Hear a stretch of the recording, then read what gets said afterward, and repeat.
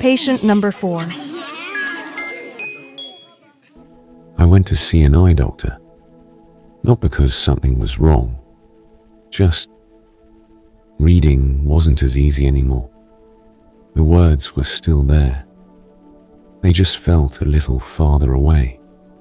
He looked at me and asked, "Have you crossed 40? Not, how old are you? Just that. Have you crossed 40? I said, "Yes, 3 weeks ago." He nodded. "Oh, that's normal. Most people," he said, "need reading glasses around 40. That was it. No surprise, no lecture, just a quiet confirmation. What stayed with me wasn't the glasses. It was the precision. 3 weeks into 40, and my eyes had already adjusted, as if the body keeps better time than we do. Later that day, I searched. What happens after 40? That's when it shifted. Not physically, digitally. Exercises to maintain strength, foods to protect the heart, vitamins to restore balance, blood tests to schedule, levels to monitor. It felt less like advice and more like enrollment, as if turning 40 quietly signs you up for maintenance. And something subtle changed in me. I made a schedule, specific workouts, supplements ordered, appointments booked. Not because I was ill, because I was 40. That word started sounding official. 39 felt temporary. 40 felt documented, stamped, recognized. No physical difference, just a psychological one. As if 40 had a reputation, as if it arrived with a warning label. There was something else I hadn't expected. The way people react when you say you're 40. The tone shifts, slightly, not dramatically. Just enough, as if you've entered a new category. Not old, not young, just assessed.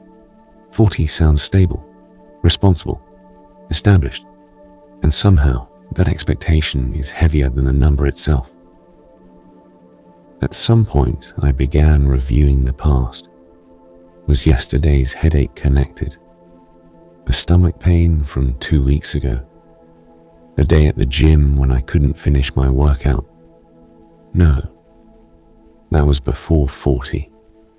Still, it was strange how quickly the mind appends an investigation over a number. Months passed. Some things improved. My stamina steadied. Certain results looked better. But something else appeared. A quiet tension. A subtle anxiety. The fixed meal plans. The timed vitamins. The structured routines. Everything optimized. Everything tracked. Even by me. At some point I thought, I'm tired. Not physically, just tired of managing. Tired of treating a year like a warning. I realized something strange. I wasn't reacting to my body.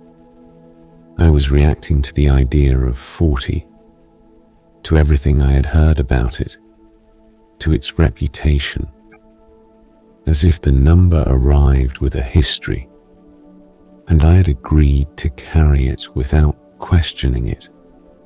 Eventually, I went to see my therapist, not because I was collapsing, just because something felt tight. He listened.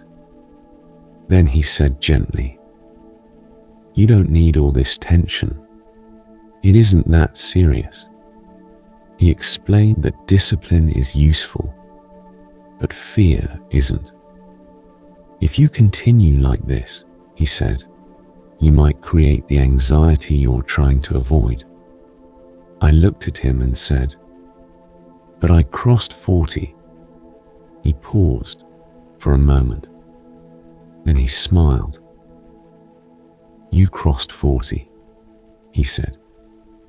But now you've crossed 41. He let that sit.